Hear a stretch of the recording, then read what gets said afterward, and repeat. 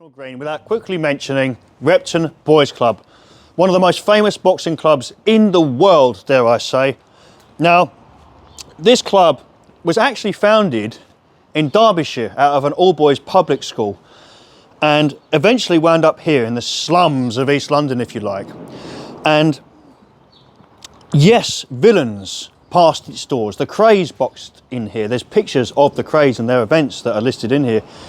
But it's far more powerful than just its background with villainry or the Krays. That means very little in comparison with what it meant to the people in this area. Whether it was your uncle, your dad, your granddad, either someone you knew boxed here or someone they knew boxed here. And even if they didn't, it was a place to be proud of. But most importantly, it gave a vessel to idle hands. The underprivileged of the East End knew or came to know that this place would mentor them both physically and mentally.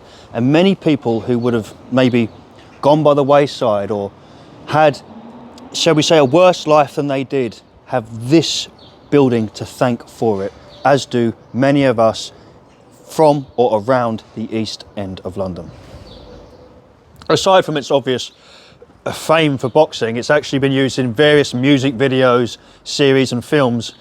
Most famously that you might recognise would be a scene out of Lock, Stock and Two Smoking Barrels.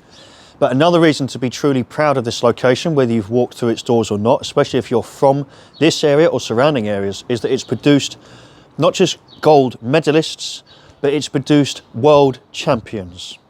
And I, for one, am incredibly pleased that it still stands here, and I hope very much that it does so long into the future. When I walked in, it's still an impressive old school gym, and you could almost be walking back in time.